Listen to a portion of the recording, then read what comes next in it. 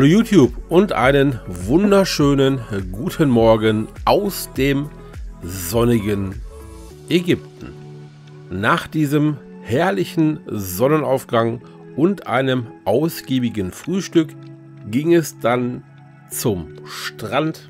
Die Liegen etwas schick herrichten und dann ging es auch schon los auf die Schnorcheltour an Hausriff Nummer 1. Also direkt vom Steg aus rein und dann immer rechts halten und der Riffkante folgen. Wie ich ja bereits im letzten Video angeteasert habe, hat sich ein bisschen was bei uns verändert, was das Videoprojekt angeht.